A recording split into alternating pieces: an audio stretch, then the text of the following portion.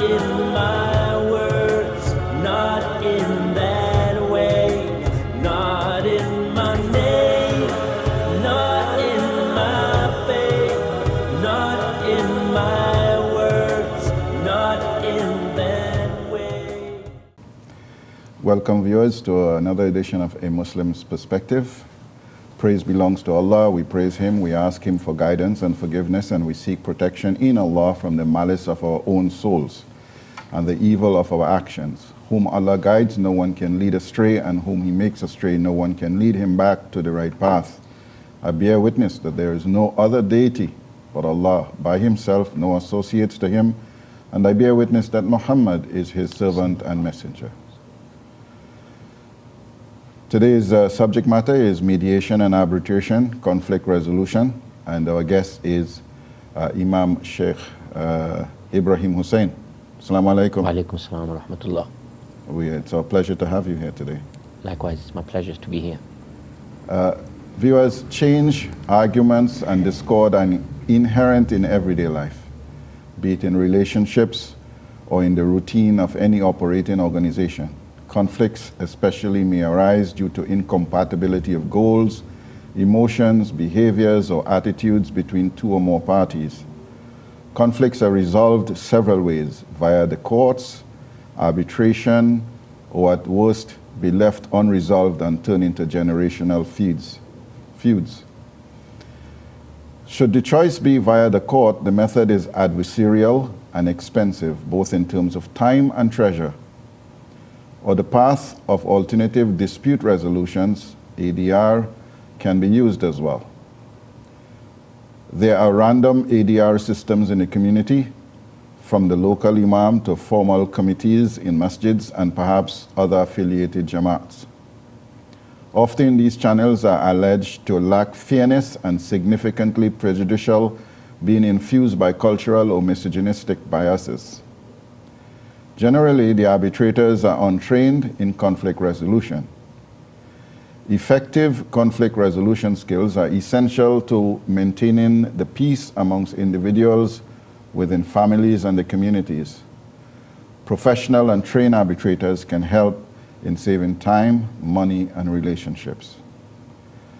Imam Hussain is an imam, interfaith leader and mediator, arbitrator. He has successfully resolved complex disputes. He is the first imam and Islamic scholar across the world to be awarded the MCIARB designation, and we'll ask him what that means in a bit, from the Chartered Institute of Arbitrators, the world's leading qualifications and professional body for dispute avoidance, management, and resolution. As the founder of the world's first ODR organization, Sulha Solutions, he regularly mediates and arbitrates for the Muslim community globally. He also advises organizations of all faiths in conflict management across the world. Ibrahim obtained certification in mediation from the MDR Associates, certification in MID-ARB and ODR meaning online dispute resolutions, from the ADR Alternative Dispute Resolution Institute of Canada. He has also successfully obtained certification in advanced conflict management from the University of Waterloo and certification in commercial arbitration from the Toronto Commercial Arbitration Society. Imam Ibrahim has served as an imam, an interfaith leader in the GTA and across Canada since 2011. He holds a master's equivalent degree in Islamic theology from the United Kingdom and graduated from the Syed Business School at the University of Oxford in leadership studies. He currently resides in the GTA, where he continues to serve as a faith leader and interfaith leader, and continues to take part in global interfaith conferences and global peacemaking initiatives with leaders from other faiths to spread more peace, tolerance, and cooperation in the world. Sheikh Ibrahim is excited to work together with the faculty of CCM to develop the world's leading alternative dispute resolution and online dispute resolution training for faith leaders. Imam Ibrahim, arbitration. in my understanding of it, the first one that comes to mind is the arbitration, of course, between Ali and Muawiyah, and we saw how that went. When we say mediation or alternative dispute conflict resolution, what do we mean? What is the aim of it? Bismillah ar-Rahman ar-Rahim. Rabbi shrah li sadri wa yassir li amri. First of all, I want to thank you, dear Brother Alim. I want to thank EAWAZ as well for this opportunity to come and talk about alternative dispute resolution. So the moment we talk about alternative dispute resolution, we are referring to the processes that are involved in how we can manage our disputes and how we can effectively work and efficiently work in resolving our disputes. The biggest advantage of alternative dispute resolution is to have ownership over one's dispute. A lot of the times when the parties resort to the court, the dispute is no longer in their hands. Their files are with their counsel, their lawyers, and they are now literally at the mercy of the court system, and they are now patiently waiting now for the advice that they are given by their lawyers, and they no longer have the ability to determine how quickly and how efficiently their dispute will be resolved. Whereas alternative dispute resolution allows the parties to set aside a time frame, allows them to pick an individual who they believe can be the best person to mediate their dispute or arbitrate their dispute. And in alternative dispute resolution, another great advantage is even prior to agreeing to mediate or arbitrate a dispute, you can even just consult with a conflict management professional and obtain advice with regards to what is the best solution or what path one should take. So alternative dispute resolution is such a powerful tool available for us to utilize, and something that we should really value, because in a day and age that we are living in, disputes are common and disputes will happen. They are a crucial element of our lives. So therefore alternative dispute resolution allows us to really control how we can successfully and efficiently resolve our disputes. Yeah, when one chooses the court system, as I indicated earlier on, it's adversarial. And it seems that when the parties are in that situation, their legal counsel, no bad name to the legal counsels, but there's a certain amount of competitiveness or animus that is generated from the process. Do you find the same thing exists in mediation or arbitration, or is it a more amiable environment that's created? So when the parties are mediating or during an arbitration or during a med-arb hearing, the theme of the discussion, obviously there's more bridge building, there's more respect, there's more tolerance, there's more compassion, and the mediator sets the tone and acts as a bridge for both the parties. And in the arbitration hearing, the arbitrator once the rules and the procedure of the arbitration is agreed upon by the parties, makes sure that the parties act in a civil manner, and each party is given a chance to address their concerns and address their viewpoints.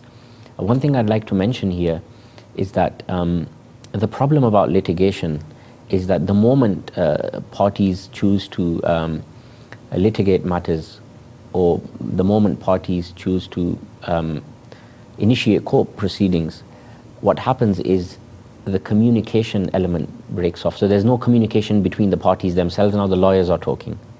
Now what the lawyers are saying, only the lawyers know what they are saying. They are going to report back to you and say, I did this or I did that, but you don't really have access to exactly what they are saying. Obviously, I'm talking about telephone communications. In terms of written communications, your lawyer will correspond to you and copy you on that communication. But the benefit of mediation, arbitration, is that the parties can be in one room, or if they don't want to be in one room because they don't want to see each other, They can be in separate rooms, but they can at least communicate. And you know, communication is really the opening and the key to resolving the dispute. Without communication, there's no negotiation. And when the parties lose this crucial, powerful element of being able to communicate with the other party, then, like I said before, their files are with the lawyers, and then with the court system, as you know, sometimes people who have never ever been involved in litigation whatsoever, they think, right away they'll get a hearing date and the dispute will be resolved. But the reality is litigation can last up to 3 years. First you have to retain a lawyer, and then the lawyer has to, complete so much paperwork and then apply for a hearing, and then submit an application, and then you get a timetable, and then there's cross-examinations, and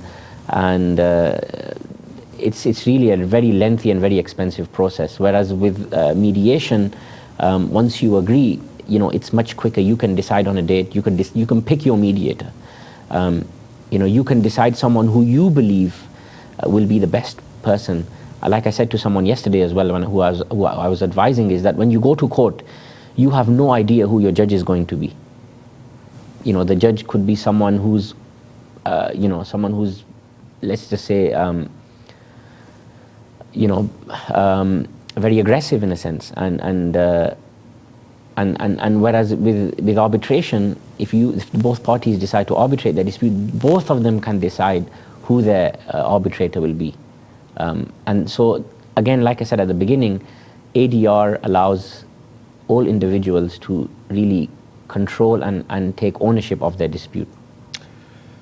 We have a path that as Muslims we choose to follow, the path that Muhammad ﷺ, our Prophet, final God, messenger of God to us. What was his guidance on it, and what is Allah's guidance in the Quran on dispute resolutions?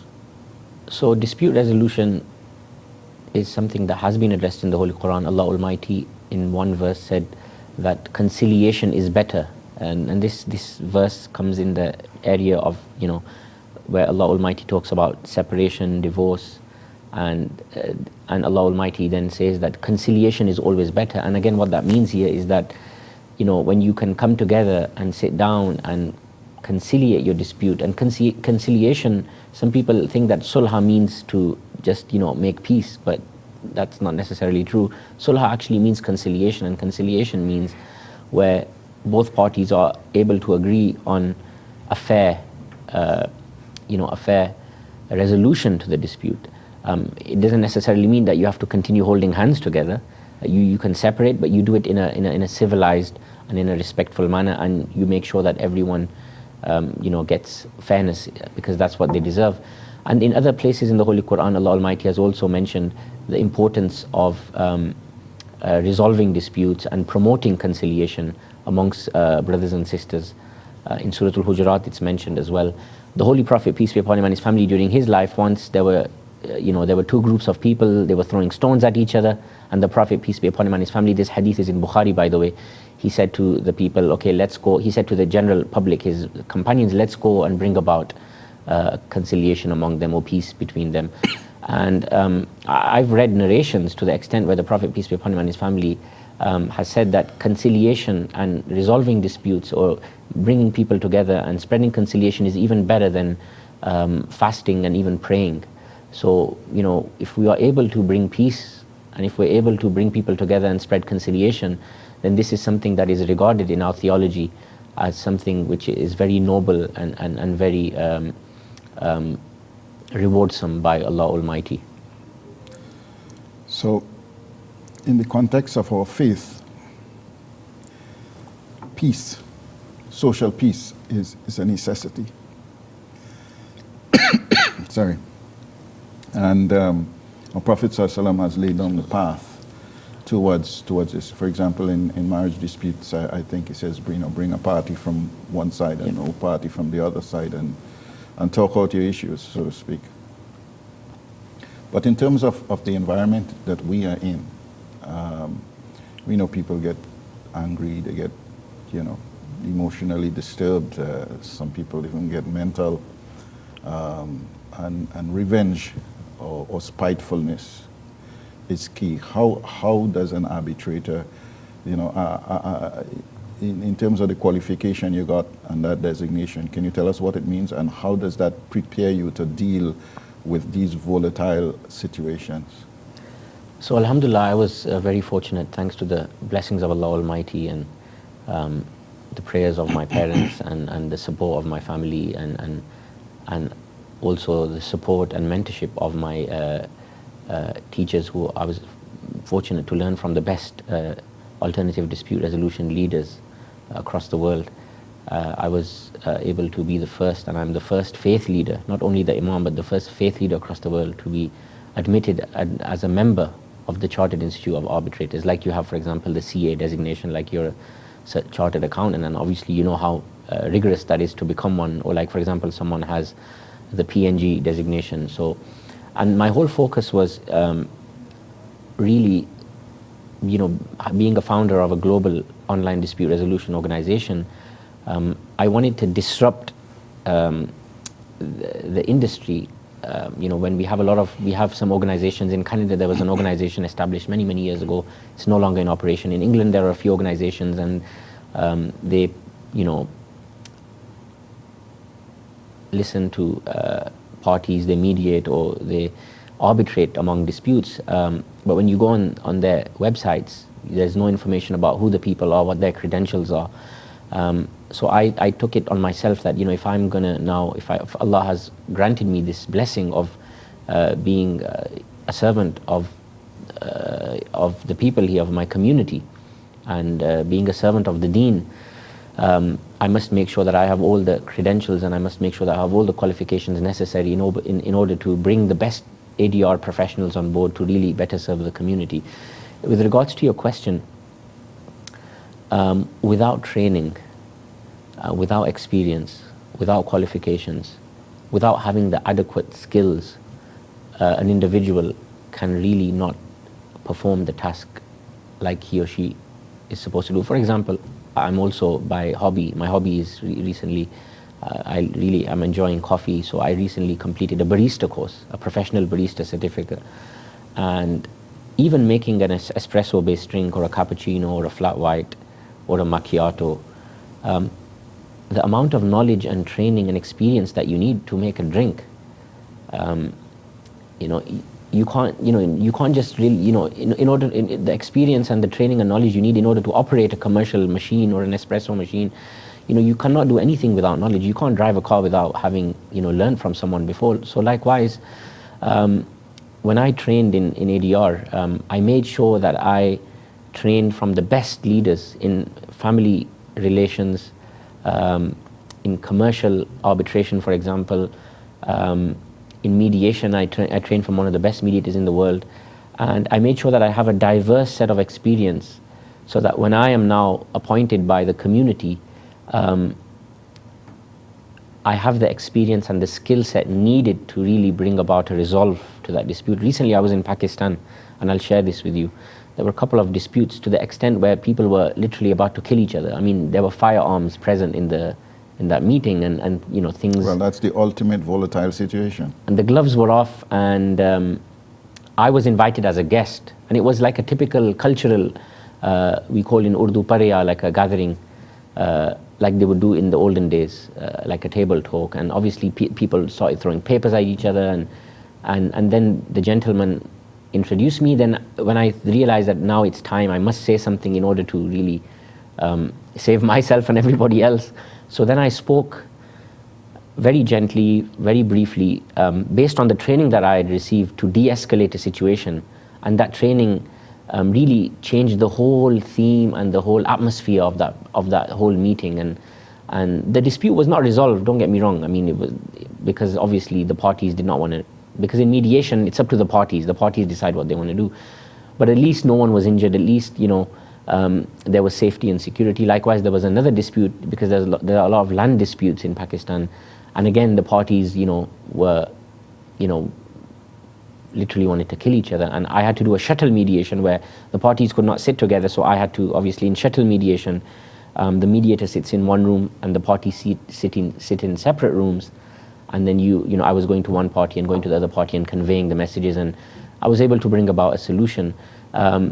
It's with the training, when we did the training, when I learned the training, I did practical training as well, not just theoretical training, but practical training in terms of how to conduct a hearing, how to mediate in a complex dispute, and all the skills that I learned. Without those skills, the reality is I would not know what to do. And the issue here is that if any leader, any faith leader, any individual who's been appointed to resolve a dispute, or any family member, any elder in the family, if that person has been appointed to resolve a dispute, if that person does not have the skill set to resolve that dispute, a lot of the times what happens is the people who find themselves mediating or arbitrating in a dispute actually escalate things and they make it worse. Yeah, they make things worse. But in terms of the specifics of your education and training, what's some of the titles of the courses that you would have undertaken, if you can pinpoint a few critical ones? So a critical course that I did was, conflict management and mediation training. Again, this was a mix of theory and practical. The focus was a lot of, practical role playing and, really understanding and really putting yourself in that scenario. I did one course where psychology meets mediation. So understanding the psychological effects during a mediation and understanding the psychological effects between like family disputes and how to, for example, talk to the children involved and parenting issues. And then advanced conflict management, again, learning different theories and practices with regards to how you can bring in certain processes and themes and strategies in order to resolve complex disputes. I also then studied MEDOB. MEDOB is a hybrid process. So you have mediation, arbitration. MEDOB is in the middle, where the parties agree that they will mediate, and when they sign a MEDOB agreement, that leads to arbitration. So first the parties mediate. If the dispute is not resolved in the mediation, then that mediation will now proceed to arbitration.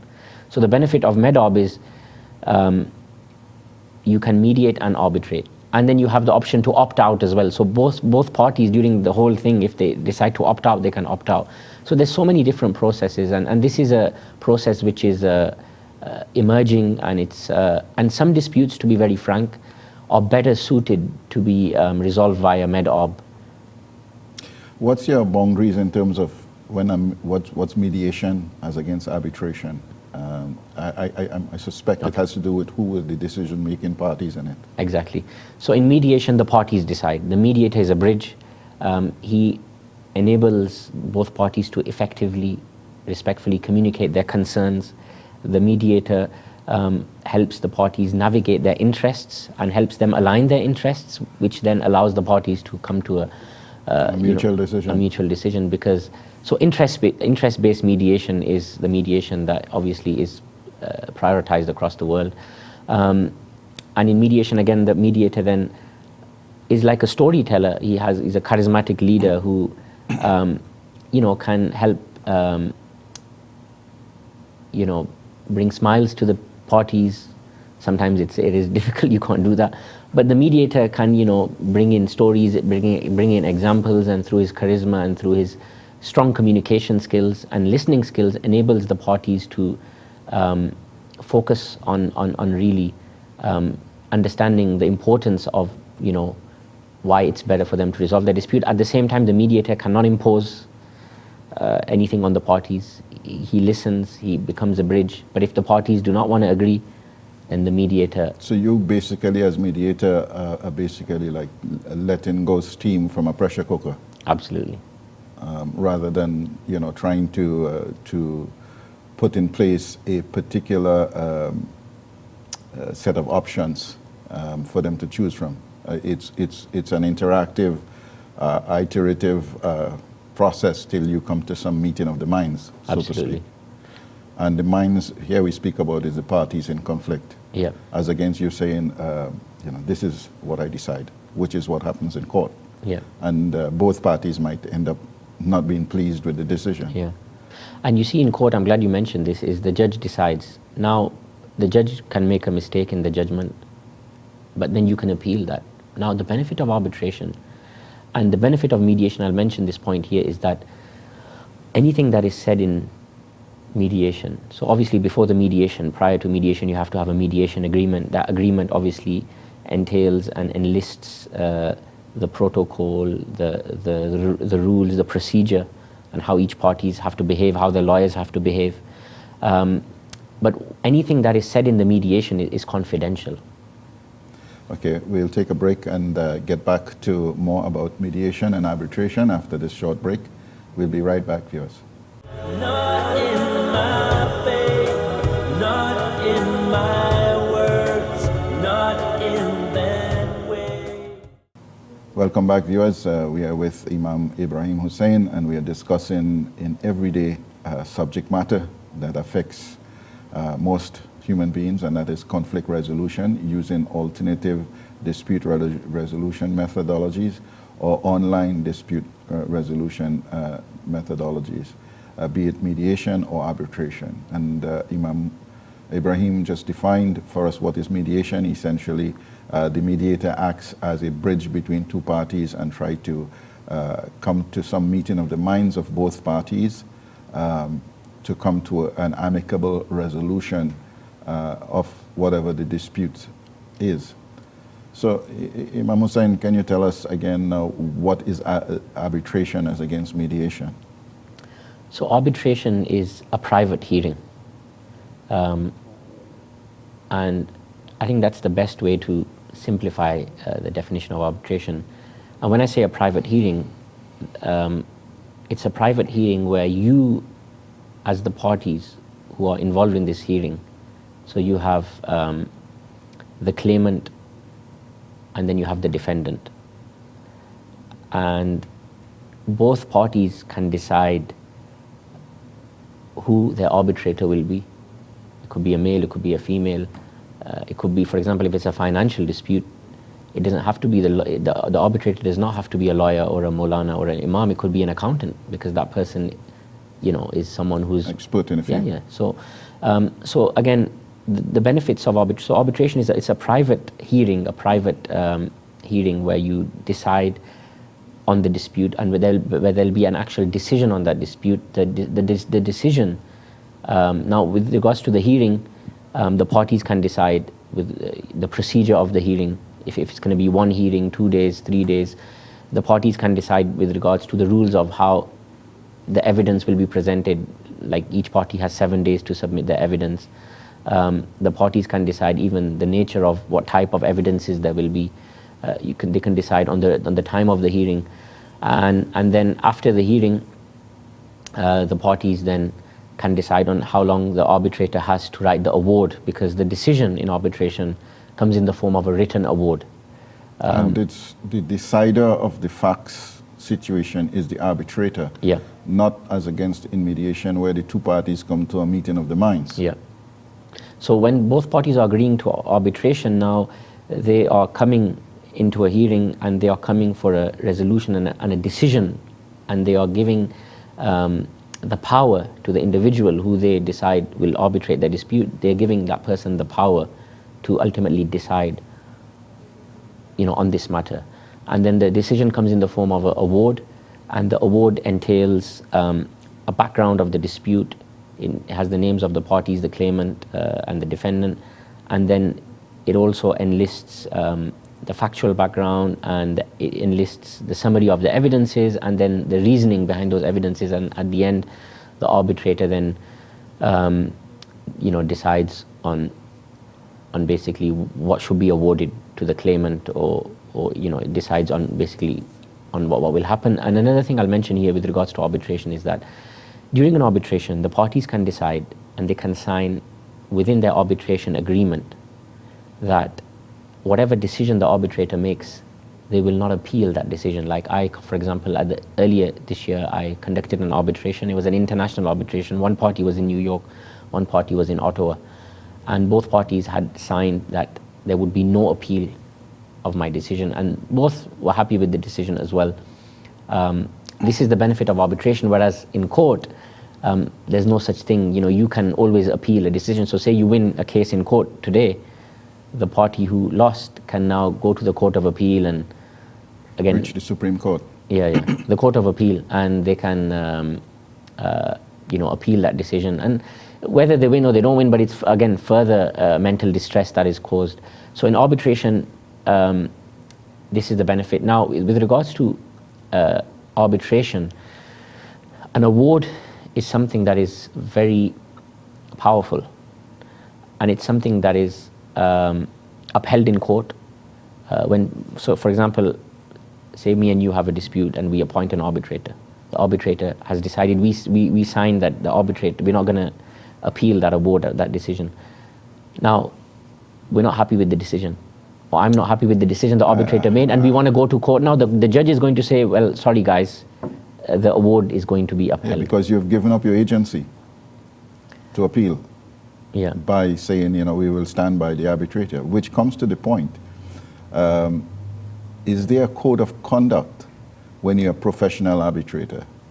Like you have gotten this designation, is there a professional code of conduct that prevents or disciplines in case of an infraction of an arbitrator making such biased decisions that it's against the justice, fair natural justice? Absolutely. So again, there are ethics that we have to abide by, being a member of the Chartered Institute of Arbitrators, and then there are arbitration rules. For example, you have the New York Convention, and then you have the International Commercial Arbitration Act, and then you have the UNCITRAL rules, and you have, for example, ADRIC has its own arbitration rules, and so the arbitrator has to, the priority has to be, his decision has to be based on natural justice. The arbitrator has to be a neutral. Even when we're writing the award, the language that we use when we're addressing both parties has to be positive, and you can't be degrading any of the parties, and the arbitrator obviously has to focus on the merits even when writing the award. One thing I'll also mention here with regards to the arbitration is that arbitral awards can be subjected to appeals as well when the parties did not put in the agreement, when they did not stipulate in the agreement. Yeah, but even in those circumstances, majority of the times across the world, arbitral awards, unless obviously the award was absolutely full of errors and absolutely incorrect, then but most of the time arbitral awards are withheld in court, in all of the courts. Yeah, they are upheld in court. So there are no tricks that an arbitrator can play, one party against the other. If the arbitrator does do that, then the reality is that he's not going to be appointed again as an arbitrator, because you see, when you write an award, again, the parties can dispute that if they want. They can take it to the Court of Appeal. So it's you have to be very careful, and the arbitrator cannot do that. And that's why even when the arbitrator communicates with both of the parties, the arbitrator cannot share one thing that he heard from one party to another party. He has to be an absolute neutral, just like a judge, for example. So the arbitrator has to be neutral, has to understand the ethics that are involved, has to be trained in commercial arbitration, and the arbitrator has to have a very, very depth vision, a vision full of depth, and the arbitrator has to be able to read beyond the lines, and he has to be able to look beyond the evidence and be able to spot who is right and who is wrong. It's actually not an easy task to actually arbitrate a case, because a lot of the times you have the facts in front of you, you have all these documents, but it's when you have to listen to each of the parties and you have to actually look at the history and then analyze and look beyond the lines and look at the things that have not been presented as well, and then judge based on that. Because ultimately, a decision that an arbitrator makes, an arbitrator has to also think that ultimately God Almighty, Allah is watching me, and I have to make a fair decision. So it's really not an easy task. So you have to be trained in logic as well? Yeah. because it's a lot of analogical deduction you'll be making, based not only on written word, but on the power of persuasion and the presentation of the person and body language and all that sort of stuff. Absolutely. It seems to be an alternative path, but do you find that retired judges, for example, make the best arbitrators? Yes and no, because one of the reasons why I studied commercial arbitration from the Toronto Commercial Arbitration Society, and I was very grateful to Bill Horton, who's one of the world's leading arbitrators and who was one of our course directors and who was a mentor to me, was that I believe in arbitration, in commercial arbitration especially, even in mediation, we need to disrupt the industry here, because the industry should not be, should not be filled with just people from the legal profession. We need more accountants, we need engineers, we need people from different fields to be able to resolve disputes from certain industries, and because every industry, we need industry experts to come in, and I was very grateful that they were very welcoming towards me. And now I'm actually, what's interesting is I've recently encouraged another friend of mine who's he's a scientist, he's an engineer, he's a PhD in engineering.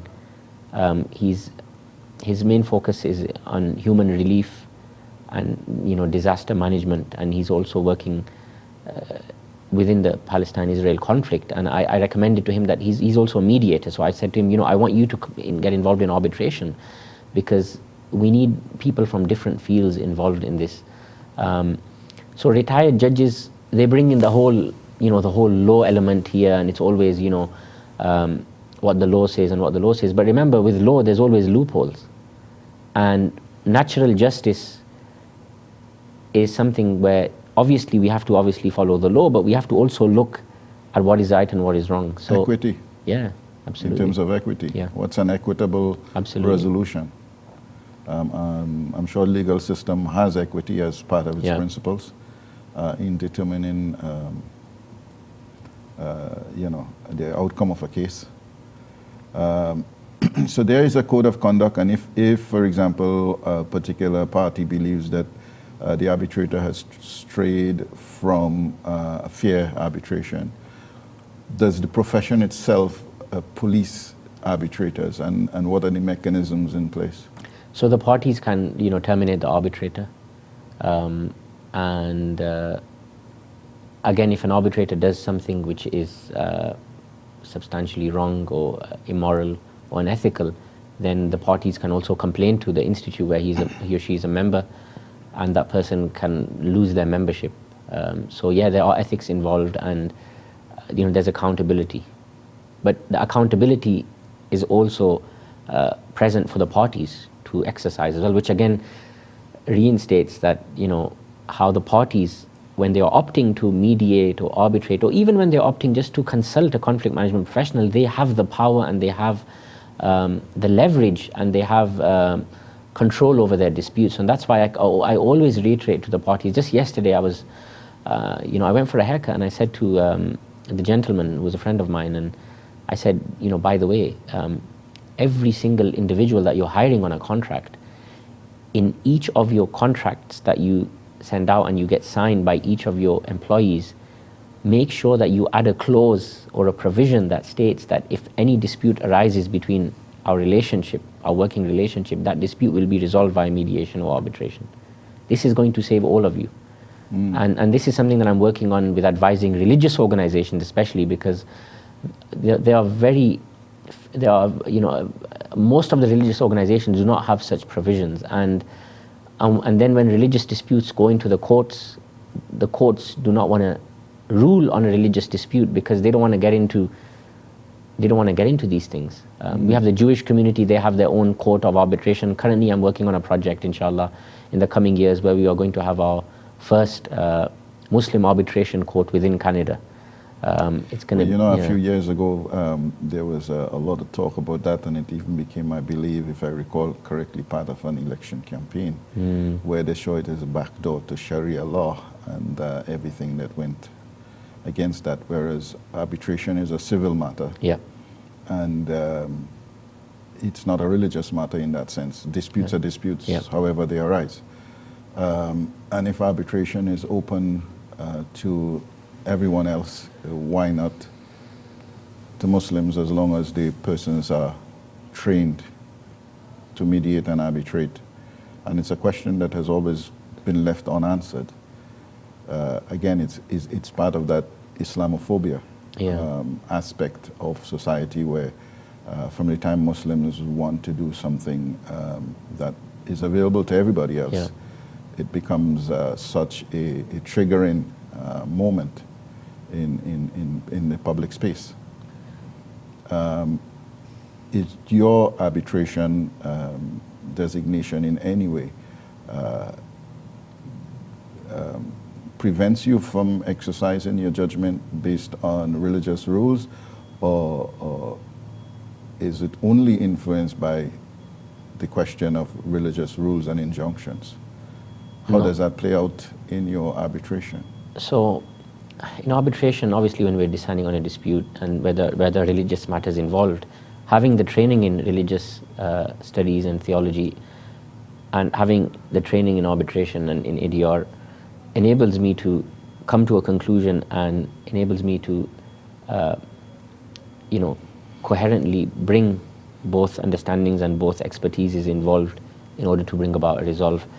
With regards to, I understand many years ago there was this discussion, but the reality is, where there are professionals, ADR professionals, qualified arbitrators and mediators, in any Islamic organization, they can have an office, they can have an area where they can designate as places where they are going to have hearings, and once they have the awards, and once those awards are in accordance to the domestic rules of Canada or the International Commercial Arbitration Act or the Domestic Act, then those awards would be upheld in the courts, and it's something that would not be an issue. I think what happens sometimes is, like you said,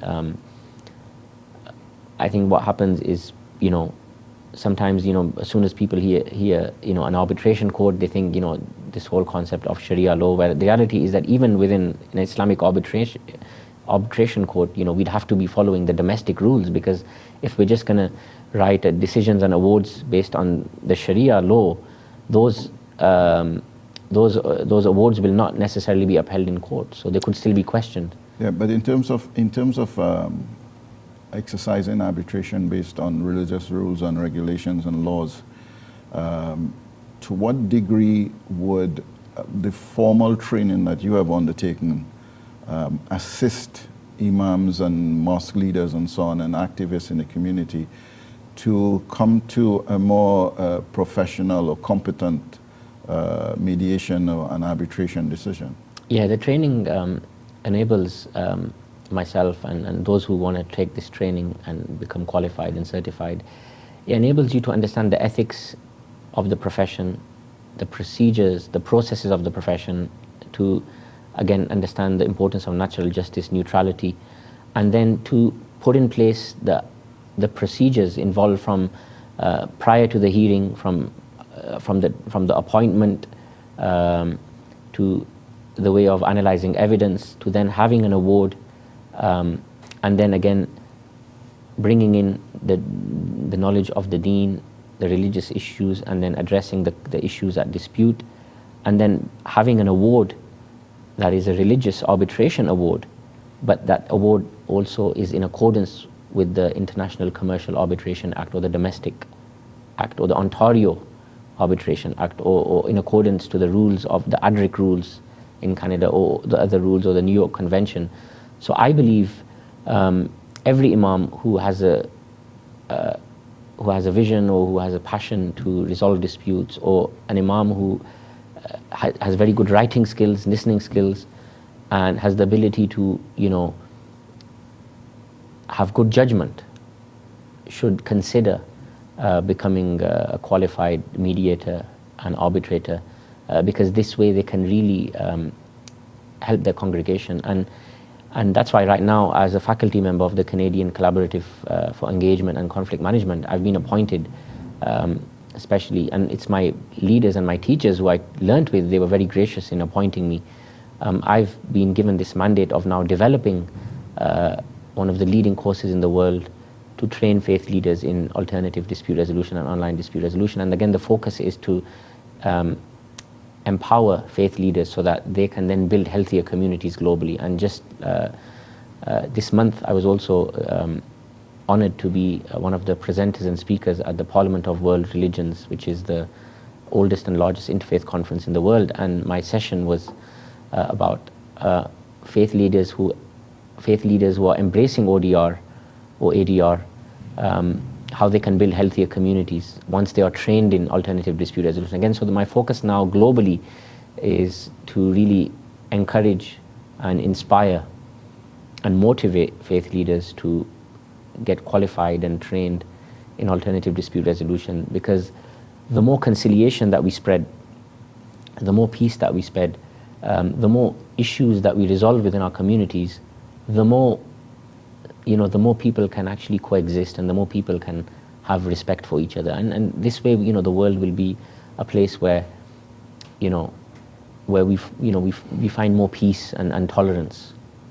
But in terms of the formalities, literacy, there's this myth, I suppose, because I've never really tested it, that imams and so on are not necessarily trained even in religious laws, and they would have just at random picked up things here and there, and then they can lead the prayer. But what are the prerequisites in terms of getting involved or getting certified as a mediation or arbitration professional? Do you need a university degree? Do you just, what is it there? What's immatriculation? So definitely, having strong educational secular credentials are very helpful, because again, as a mediator, you're going to be in a situation where you have parties who are literally going after each other, and you need to have strong communication skills. You need to have wisdom. You need to have patience. You need to have empathy. You need to have compassion. So yes, strong credentials, having solid credentials are very, very important.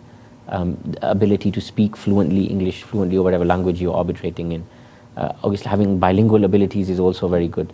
Having good writing skills, because again, written communication, because you're going to have to draft a mediation agreement, or in arbitration, you're going to have to write an award. So those are also very important elements as well. And another thing I'd like to add here is that it's very important that faith leaders also understand that a lot of the times, if they are approached by someone from their congregation to mediate or arbitrate during a dispute, if they do make a mistake, they could be potentially sued. So that's why, as mediators and arbitrators, we have to buy errors and omissions insurance as well, because if we make a wrong decision, that we could be held accountable for that. Because when you're when you're mediating family disputes, you could make someone's life, or you could ruin someone's life. So it's important that a lot of the times, and I get a few phone calls, what shall I do, and can you give me some advice? There's two people coming. And even for example, how you should communicate. And I think to myself, why is this person doing this? This person should not be doing this. Obviously, it feels good to be a mediator. You feel respect, you feel noble, you feel respected, you feel honorable. But the reality is that, as faith leaders, we should focus on doing what we know best and doing that which we are trained in. And it's important that faith leaders also understand that they have an ultimate responsibility for their communities, and that they must practice self-awareness. And we have to understand that there's going to be accountability. So you're saying, in other words, if you don't have the expertise in mediation and arbitration, please don't exercise those roles, and look towards the experts in those fields to resolve disputes that come to you. Absolutely. Similar with counseling, I would guess. Absolutely. Are there any way that if a faith leader or an activist in the community would like to be formally trained in this field, whom that can reach out to?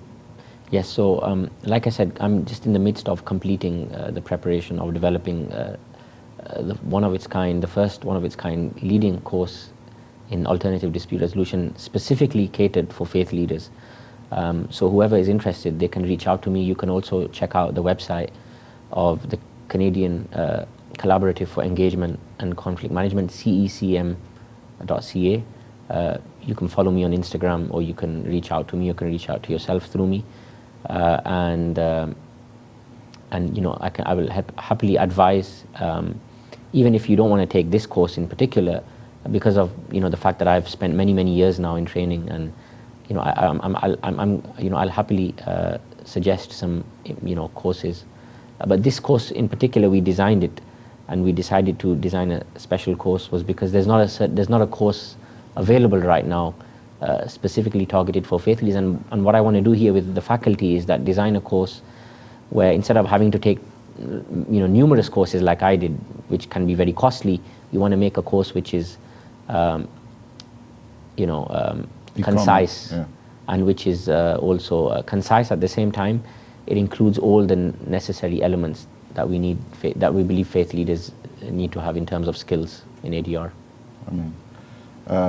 Imam Ibrahim Hussain, we've been very grateful for you to share this knowledge and idea about mediation and arbitration. And when you do have that course, please let us know, and we can perhaps do a program and outline the benefits of it, and so on and so forth, inshallah.